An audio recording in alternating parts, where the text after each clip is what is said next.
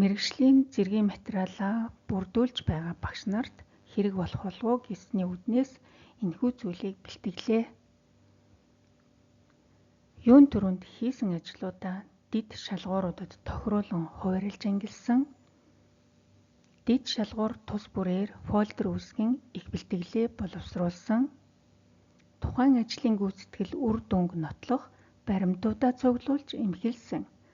Зураг, график, тоон үзүүлэлт, удирдамж, төлөвлөгөө, хийсэн хэрэглэгдэхүүний сан, бүтээл, нэг жичээл гэх мэт.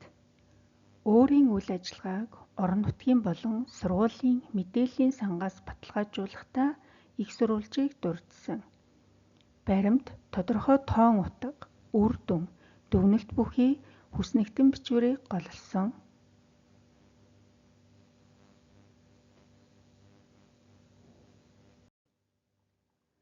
Багшийн ёс зүйн манлайлал хандлага гэсэн энэхүү ерөнхий нэгдүгээр шалгуур нь дотроо 3 дэд агуулгатай.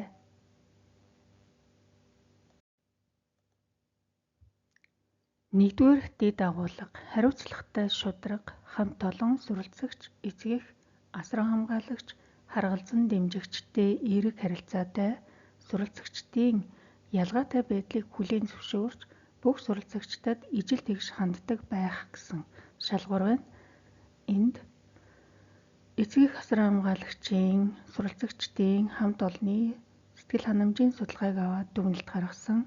Судалгааны асуултын агуулга нь шалгуурын зорилгыг хангасан байхыг анхаарна. Судалгааны диаграм болон графикийн зургийг хавсаргаж дүгнэлт хийсэн. За энд бас эцгэх суралцагчдын сэтгэгдлүүдийг хавсаргаж баримт болгож болох юм. Хоёрдугаар дэд шалгуур болох тэг шамруулах боловсролын үзэл санааг ойлгодог суралцагчийн ялгаатай хэрэгцээнд нийцүүлэн суралцахуйд дэмжлэг үзүүлдэг байх гэсэн шалгуур байгаа. Энэхүү шалгуурын хүрээнд дараах ажлуудыг хийж гүйцэтгэснээ хүснэгтэн мэдээлэлд оруулж өгсөн байгаа. За тэг шамруулах боловсролын сургалтанд хамрагдсан он сар өдрөө зурагтай нь баталгаа болгож оруулсан. Уншиж судалсан агуулгуудаа мөн адил жагсаалтаар оруулаад ганцаарчлан сургалтын төлөвлөгөөг уншиж судалсан түүнийг хавсаргасан. За иймэрхүү хэлбэрээр оруулж болох юм аа.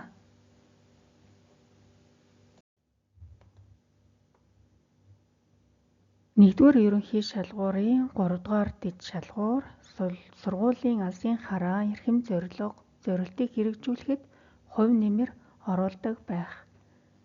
За энэхүү шалгуурын хүрээнд дараах ажлыг хийлээ. Эхлээд сургуулийнхаа алсын хараа эрхэм зорилтыг хавсаргасан, түүнд тусгасан заалтуудыг судлан өөрийн зүгээс хийсэн ажлуудаа оруулан баталгаажуулсан. За тухайлбал нэгэн жишээ дурдъя. Манай сургуулийн алсын хараанд ирээдүйн баялаг бүтээгчдийг бэлтгэн нийлүүлэх гэсэн зорилт байдаг. Энэхүү зорилтын хүрээнд мэргэжлийн чиг баримжааг ялгууншлах судалгааны ажил маань тохирч байна гэж үзээд энэ ажлаа боловсруулад оруулсан. Энэ мэтчлэн өөрийн хийсэн ажил бүхнээ зорилт болгон тохируулан боловсруулж орууллаа.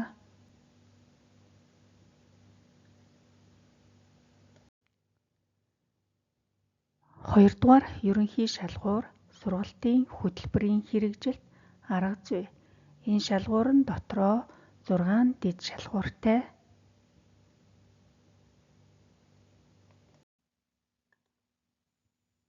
Хоёрдугаар ерөнхий шалгуурын 1-р дэд шалгуур болох сургалтын хөтөлбөрийн дагуу хичээлийг төлөвлөн үр дүнтэй зохион байгуулдаг байх. Энэхүү шалгуурын хүрээнд 2 агуулгыг орууллаа. 1-р стандарт хэрэгжилт. Сүүлийн 3 хичээлийн жилийн эцсийн үр дүнгийн үнэлгээний график дүгнэлтийг боловсруулж орууллаа. Мөн иж бүр нэг хичээлийн хөтөлбөрийг оруулсан байгаа.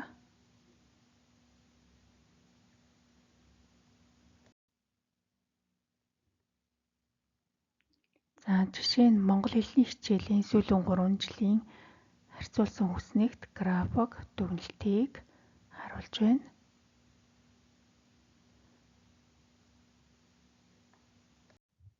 Хоёрдугаар ерөнхий шалгуурын хоёрдугаар дэд шалгуур хичээл сургалтыг зохион байгуулахдаа суралцагчийн ялгаатай суралцахуйг харгалзаж дэмжлэг үзүүлдэг байх. Энэхүү шалгуурын хүрээнд зохион байгуулсан хичээл сургалтын 3 жишээг оруулж өглөө.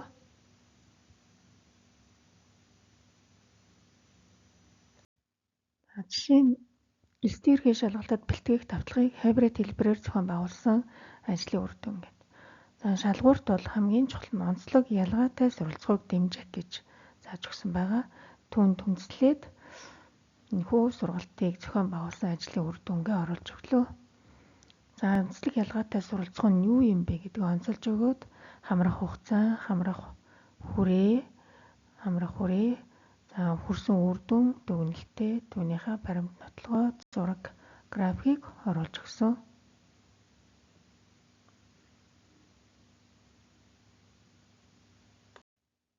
Бас нэгэн жишээ. Үндэсний бичгийн уншлагын төвшин ахиулах үйл ажиллагааг төлөвлөн зохион байгуулсан түүний үр дүнгээ оруулж өглөө. Мөн адил онцлог ялгаатай хэрэгцээ нь юу байсан бэ гэдгийг тодорхойлж өгөөд энэ хүү сургалтын үр дүнд ямар амжилтанд хүрсэн, ямар үр дүн гарсан бэ гэдгээ дүгнэлтээ хураангуй хэлбэрээр бичиж өгөөд холбогдох зураг, график, үснэгтийг баталгаа болгож оруулсан.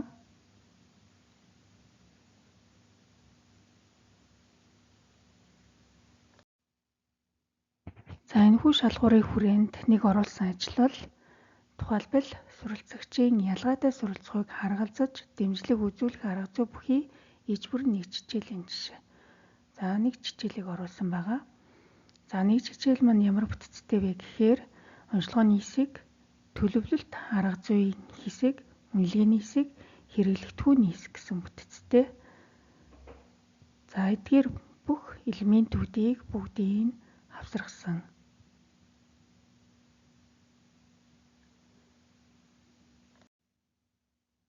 Ялгаатай суралцахуйг харгалзан дэмжих үйл ажиллагааг төлөвлөсөн ээлж хичээлийн санаа байж болохоор нэгэн жишээг энд авсаргалаа.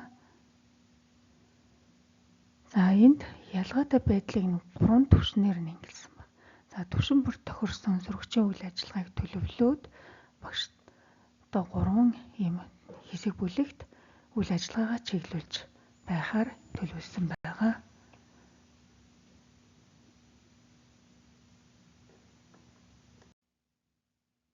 Хоёрдугаар ерөнхий шалгуурын 3-дугаар дэд шалгуур болох явцын үнэлгээг тогтмол хэрэгжүүлдэг, үр дүнд үндэслэн арга зүйгээ сайжруулдаг байх гэсэн шалгуурын хүрээнд дараах ажлуудыг хийсэн. Өөрийн хэрэгжүүлдэг явцын үнэлгээний төрлүүдээ жагсааж өгсөн байна. Сурагчдын оролцооны өдөр тутмын стандарт бус үнэлгээ, мэдлэг ойлголтыг хамтран үнэлэх самбарын үнэлгээ, асуулт хариултын үнэлгээ, үе тэнгийнхний болон өөрийн үнэлгээ ажиглалт, тэмдэглэл хийх үнэлгээ, үр дүнд суурилсан явцын үнэлгээ, бүтээлийн үнэлгээ гэдэг. Эдгээр үнэлгээнүүдийн арга хэрэгслийг тодорхойлоод, зорилгыг тодорхойлж, баримт нотлогоо болох зургаар баталгаажуулж оруулсан.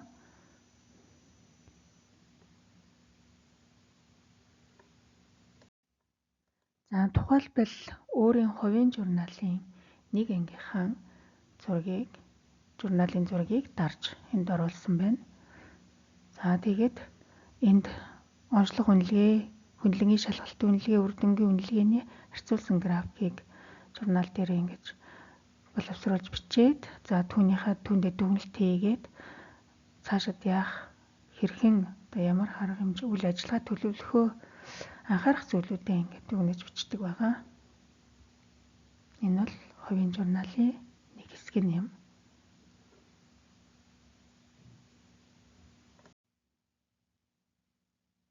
Хоёрдугаар ерөнхий шалгуурын 4-р дэд шалгуур болох боловсролын цахим нээлттэй нөөц хэрэглэгдэхүүн үнэлгээг бүтээлчээр хэрэгэлдэг, орон нутгийн түвшинд арга зүй туршлагаа хуваалцдаг байх гэсэн шалгуурын хүрээнд ерөнхийд нь хийсэн ажлаа 2 ангилж орууллаа. Нэгдүгээрт нь боловсролын цахим нээлттэй нөөц хэрэглэгдэхүүн үнэлгээг бүтээлчээр хэрэгэлсэн байдлаа. Хоёрт нь тэрхүү хэрэгэлсэн байдлаа боловсруулсан арга зүй туршлагаа орон нутгийн түвшинд хуваалцсан байдал гэдээ 2 ангилсан байгаа. За үүнийг мөн адил тоон үзүүлэлтээр хүснэгтэлсэн мэдээллээр боловсруулж орууллаа.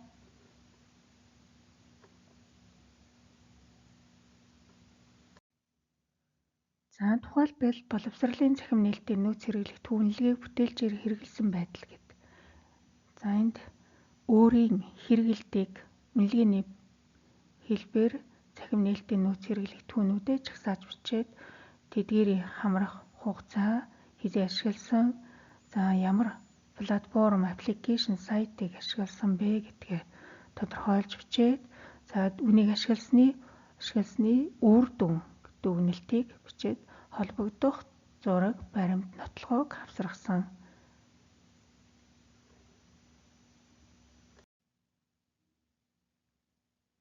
За боловсролын цахим нээлтийн нөөц хэрэглэх түүнлэгээр боловсруулсан арга зүй, туршлагаа орон нутгийн түвшинд хуваалцсан байдал гээд за энэ шалгуурын хүрээнд өөрийнхөө хийсэн ажлыг мөн адил ингэж жагсааж бичээд за тэдгээр хийсэн ажлуудын хамрах хугацааг нь тодорхой бичээд ашигласан платформ, аппликейшн, сайтуудыг мөн дурдаад за түүний үр дүн дүгнэлтийг гаргаад баталгаа нотлогоог нь авсаргасан. За энэхүү хийсэн ажлуудаа энэхүү хүснэгтэн мэдээлэлд нэгтгэж оруулснаар илүү тодорхой харагдаж байгаа.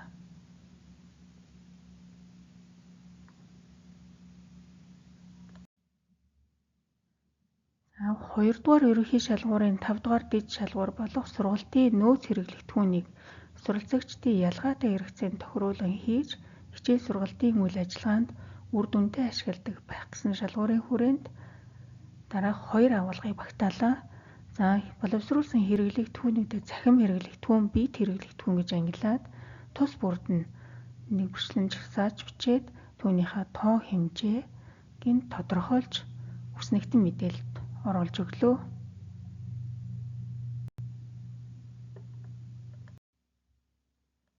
За шалгуурын хамгийн онцлог зүйл нь суралцагчдын ялгаатай хэрэгцээнд тохирсон хэрэглэгдэхүүн байх ёстой гэж. Тийм учраас өөрийн боловсруулсан хэрэглэгдэхүүнээ ялгаатай хэрэглэгдэхүүнийхээ ялгаатай хэрэгцээ онцлогийг хангасан байдлыг нь онцолж өгсөн. Тухайлбал сурагчдын ой тогтоолтын, харааны ой, сонсголын ой ялгаатай юм хэрэгцээ байдаг. За түүнд тохирсон гэж үзсэн видео хичээлийн зөвлөмжөө оруулж өгсөн байгаа. Тэгээ энэхүү хичээлийг хэрэглэснээрээ ямар үр дүн гарсан бэ? Ямар амжилтанд хүрсэн бэ гэдгийг үр дүн дүгнэлтийн хэсэгт ингээд товчхон тодорхойлсон. Холбогдох нэг батлахын тулд баримт нотлогоо болох зураг графикийг оруулж өгсөн байгаа.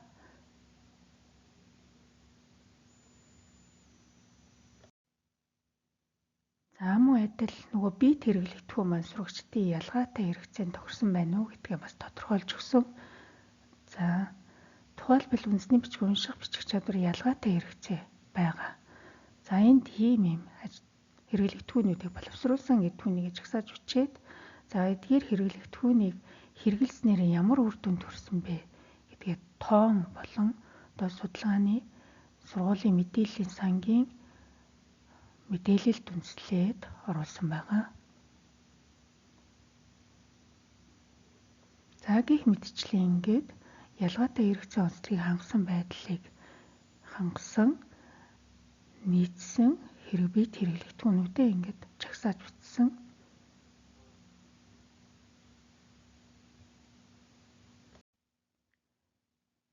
Хоёрдугаар ерөнхий шалгуурын 6 дугаар дэд шалгуур болох шинэлэг бүтээлч арга зүй технологиг турших, хэрэгжүүлэх зорилгоор хичээлийн судалгааг зохион байгуулж үр дүнг орон нутгийн түвшинд хэлэлцүүлсэн байх гээд энэ шалгуурын хүрээнд хийсэн ажлаа болохоор 2 хэсэгт хуваасан. Нэгдүгээрт нь өөрийн зохион байгуулсан хичээлийн судалгаа, хоёрт нь өөрөө оролцсон буюу бусдын зохион байгуулсан судалгаат хичээлд өөрөө оролцож хэлэлцүүлэхт оролцсон гэдэг энэ 2 ангиллаа. За хамгийн гол нь хичээлийн судалгааны сэдэв, тэгээд оролцсон байдал, хугацаа, хамрах хүрээ, баг бүрэлдэхүүн энэ шалгуурт одоо байгаа хамгийн чухал зүйл болохоор шинэлэг бүтээлч арга зүй технологиг гэдэг. За энэ дээр ямар шинэлэг бүтээлч арга зүйг ямар технологиг хэрэгэлсэн бэ гэдгийг онцолж өгсөн байгаа. За ингээ холбогдох зураг материалаар баталгаажууллаа.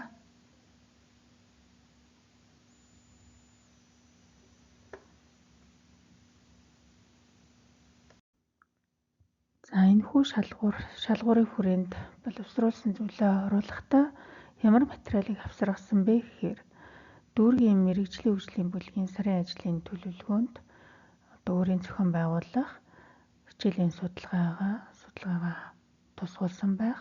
За хичээл зохион байгуулах удирдамжаа оруулсан хичээлийн төлөвлөгөө хэрэглэгдэхүүнээ оруулсан судалгааны хилцүүлгийн тэмдэглэл хичээлийн явцын зураг за оролцсон багш нарын эрсийн бүртгэл санал сэтгэгдэл зэргийг оруулсан байгаа. За тэргүүлэх мэргэжлийн зэргийн 3 дугаар ерөнхий шалгуур бол хамтын ажиллагаа. Энэ 3 дугаар шалгуур нь дотроо 5 дэд шалгууртай.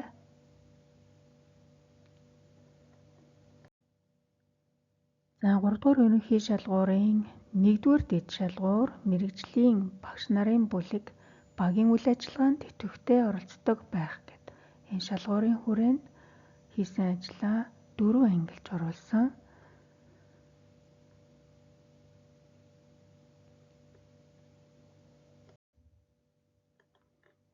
За 1-р ангилалд нь нийслэл дүүргийн боловсролын байгууллагын үйл ажиллагаанд оролцсон байдал гэдэг. За энд хийсэн ажил болон үйл ажиллагаагаа ингээд жагсаалтаар оруулаад хамрах хугацааг нь тодорхой бичээд за энэ ажлын үр дүн дүгнэлтээ товчхон бичлээ. За мөн холбогдох баримт нотлохоогийн зургийг авсаргасан.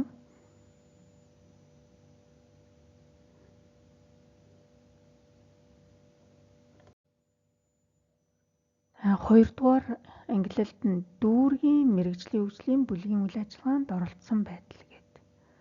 За мөн адил хийсэн үйл ажиллагаагаа жагсааж бичээд хамрах хугацааг нь бичлээ. Энэхүү ажлын бүрээнд ямар үр дүнд хүрсэн бэ? За холбогдох зураг баримт нотлохоог авсаргалаа.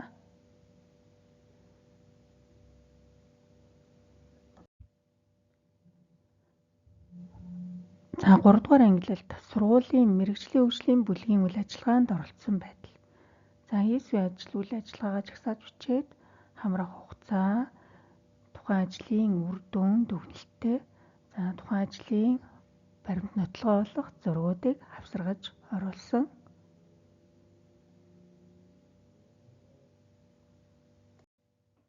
За 4-р ангилалд бусад байгууллагатай хамтарсан ажлуудаа жагсааж оруулж өглөө.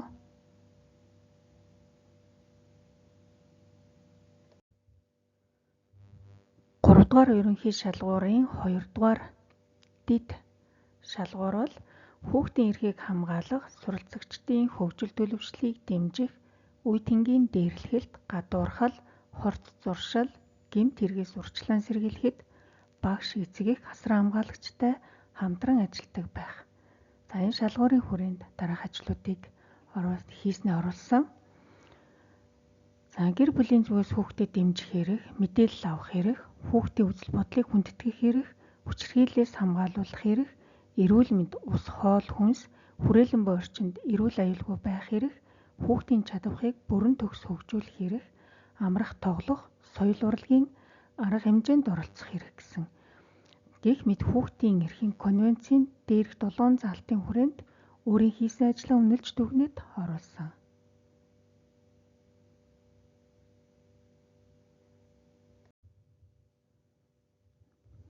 За жишээлбэл хүүхдийн үзэл бодлыг хүндэтгэх эрхийн хүрээнд хийсэн ажил гэдэг. За энэ заалт бол хүүхдийн эрхийн конвенцийн 12 дугаар заалт байдаг. За энэхүү ажлын хүрээнд хийсэн ажлаа ингээд дүгнэлт хэлбэрээр оруулсан. За энд 2 хүүхдийн эрхийн конвенцийн жишээ болгож орууллаа. За түүнийхээ араас холбогдох зураг баримтыг оруулж өгнө.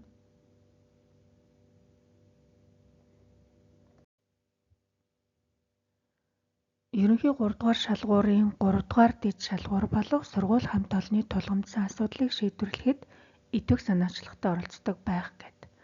За энэ шалгуурын хүрээнд өөрийн оролцооны 3 ажлыг энд оруулж өглөө. За тухайлбал хичээл сургалт агуулга арга зүйн тулгамдсан асуудлыг шийдвэрлэхэд оролцсон ажил. За энд багш бүрд ковидын дараа хичээл сургалтын үйл ажиллагааг жигдрүүлэх арга зүйн зөвлөмжний шаардлагатай байсан тул энэ чиглэлийн сургалтын агуулгаар эзэмсэн мэдлэг мэдээлэлээ багш нартаа түгээн дэлгэрүүлж үлгэрлэн ажилласан гэдэг. За яг ковидын дараа энэ асуудал бол нэлээд тулгамдсан асуудал байсан.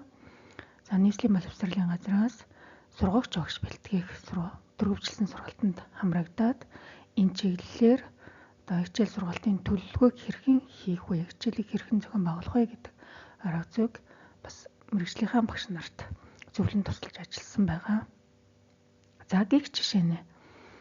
За ингээд хийсэн ажлуудаа чагсаан бичээд үр дүн төвлөлтийн тодорхой бичээд баримтат зургаар баталгаажуулж оруулсан.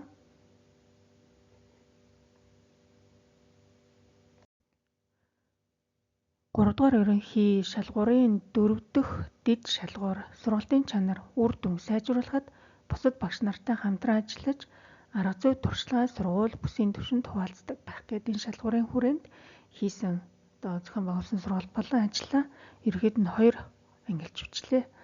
За нэгдүгüүрт нь орон нутгийн боловсрол сургалтын байгууллагатай хамтарсан. За хоёрт нь сургуулийн түвшинд гэдэг. За ингээд хийсэн ажил түгээн дэлгэрүүлсэн туршлагаа чагсаан бичлээ.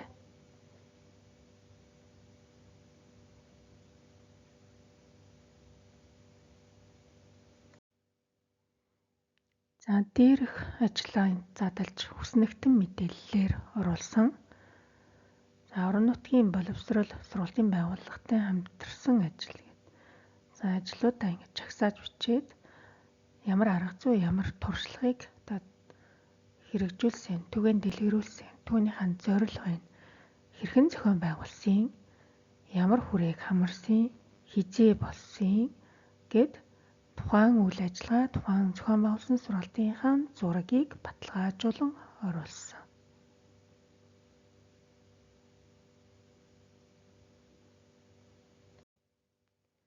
За мөн адил сургуулийн түвшинд ямар арга зүй, ямар туршлагыг түгээн дэлгэрүүлсэн бэ гэд жагсаалтаа бичлээ. Түүнийхэн зорилго, зохион байгуулалт, хамрах хүрээ, хугацаа, зураг, нотлогоо баримтыг. Ийхүү хүснэгтэн мэдээлэлд оруулж өгснөөр илүү тодорхой, оновчтой болж өглөө.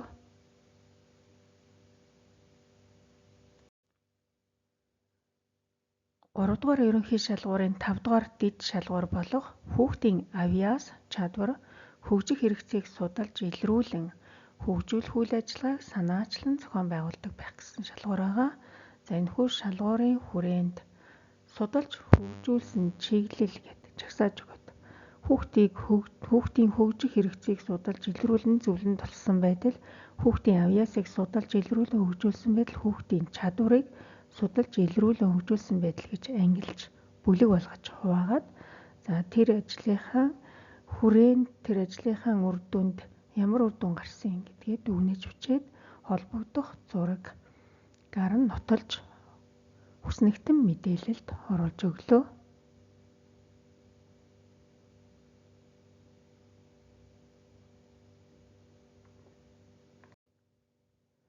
Дээр хүснэгтэн мэдээллээ тус бүрдэн задлаад оруулсан. Жишээлбэл нэгдүгüүрт нь хүүхдийн хөгжих хэрэгцээг судалж илрүүлэн зөвлөн тусалсан байдал гэдэг. За хэнийг вэ гэд, ямар сурагчдыг вэ гэд хэрхэн судалсан, тэгээ судалсаны үр дүнд ямар үр дүнд хүрсэн бэ гэдэг. За хүүхдийн чадварыг судалж илрүүлэн хөгжүүлсэн байдал гэд хүнд хэрхэн ямар үр дүнд хүрсэн гэд. Гэх мэтээр хийсэн ажлаа бүлэглэн үнэлж дүгнээд оруулсан.